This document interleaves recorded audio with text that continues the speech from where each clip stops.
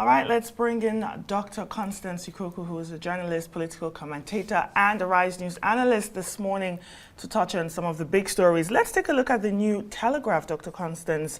42,000 nurses leaving Nigeria for greener pastures, focusing on the Japa syndrome in the country. What are your thoughts on that story?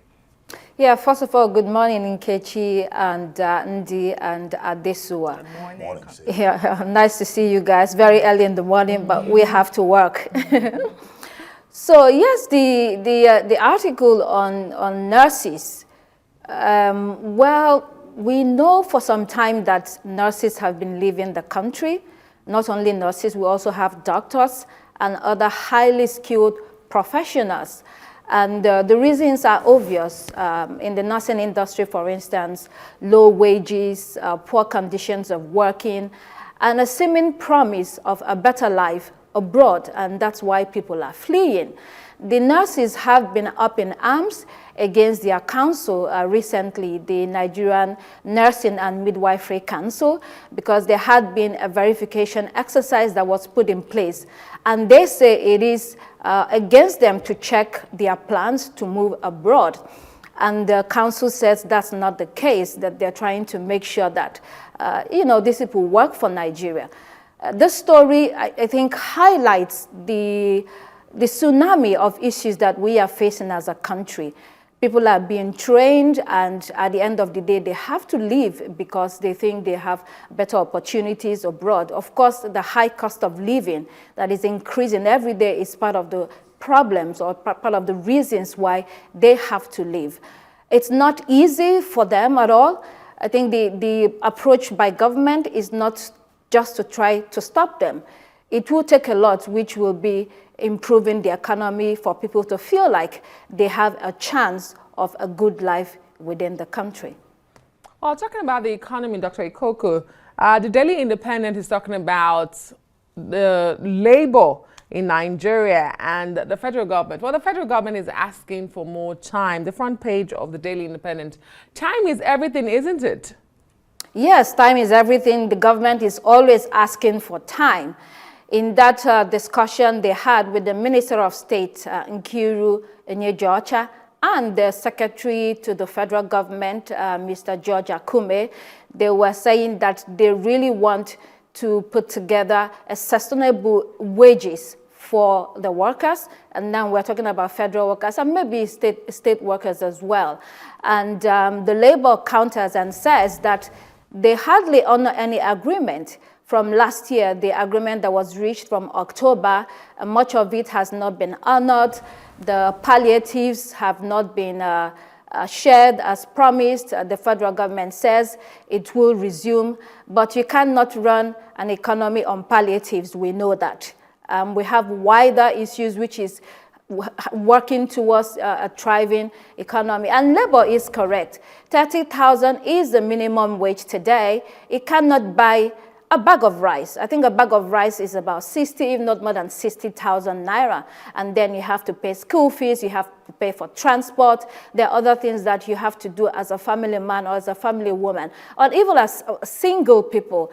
It's really difficult for people in this economic situation. So that's why Labour is pushing for this negotiation with the federal government to see whether the conditions of living or conditions of work for their federal workers will be improved.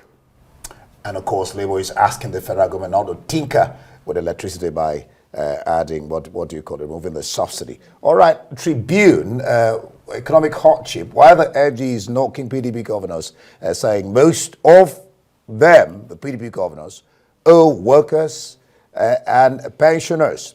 You have the president, that sounds ironic. The president, Tinubu, is honoring the Super Eagles players with member of the Order of the Niger and lands and even flats. Yes, it is true that most of the governors at the state level cannot pay salaries. Some of them owe 3 months, 4 months, 5 months salaries. And it is because, the money is drying up. You have an economy that is based on one product. that has been singing about diversification for many years, and that has not happened incrementally in the manner that you need. Your population is growing. So yes, the state governments also have a problem, because at the end of the month, every month, what they do is come to Abuja, the money is shared, and then they go back to their states and do whatever they want. It's not sustainable if you're not generating more revenue at the state level. It's difficult to be able to run the state efficiently. At the other end is that the federal government has a central responsibility of moving Nigeria forward. If the fundamentals of the economy and the structure of the country is such that hampers growth and hampers advancement, it is the job of the federal government, together with the states, to come together and say, hey guys, you know what, time is up, let's do something differently. And for the Super Eagles, yes, we did not win the cup. There has been some cyberbullying against some of the players that people are blaming for the loss of AFCON. At the end of the day, many think, you know, at least they did Nigeria proud by getting to the final. Someone has to win and someone has to lose this time around. It is not Nigeria. And many will also say that it is good that the federal government is honoring them with whatever, you know, it is their prerogative, if it's land, if it's honors, national honors, whatever it is, the boys, I think we can say, have done well.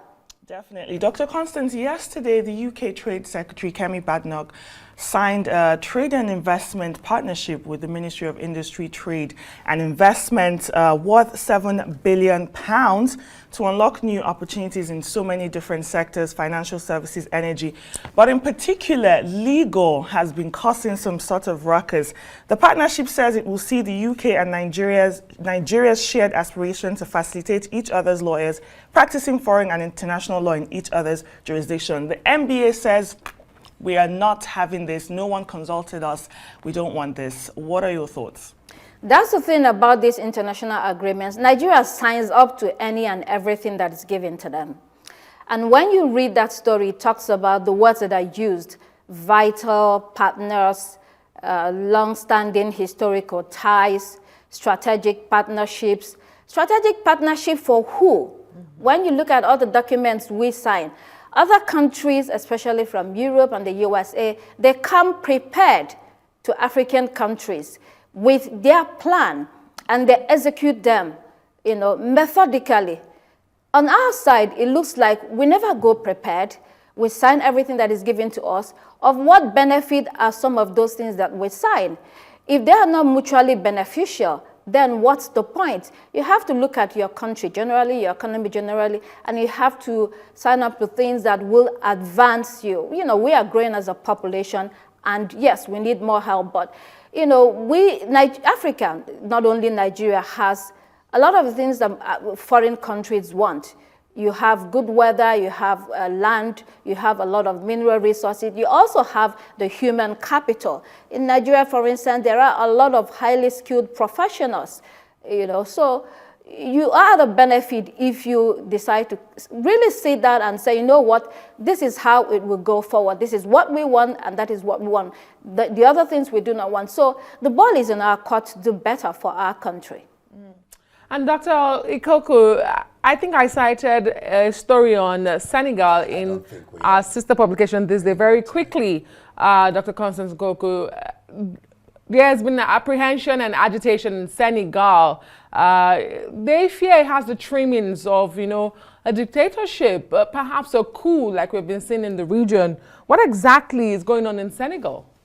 Yes, the news coming out from Senegal is incredibly depressing for Senegalese. There have been riots going on because the president, Macky Sall, you know, people claim he's trying to extend his tenure. He has postponed the presidential elections that were supposed to hold this month to December. So there is a lot of unease. His predecessor, Abdoulaye Wade, tried to extend his tenure. So people are alleging that it looks like that's what Macky Sall is trying to do. He tried it last year. You know, there were crises. He backpedaled, and he has brought it back again. I think he might be following the line, we'll watch and see, of many other African presidents. You have Paul Kagame there in Rwanda, has been there for some time. You have Paul Biya in Cameroon. You have Alassane Ouattara in Cote d'Ivoire. You have the one in Equatorial Guinea. They're all over the place. And ECOWAS needs to do something about it. So, you know, people are afraid of the demise of democracy, of the demise of good governance. And that is why you probably are seeing the coups that are happening or have happened in Africa, Mali, Burkina Faso, Niger, and all of that. So it's a time of crisis across the continent. And we hope that regionally that, you know, we can do better. All right, thank you so much, Dr. Constance Ikokwu. We're live here in Abuja. This is Daybreak on Arise News. We'll be back in a bit.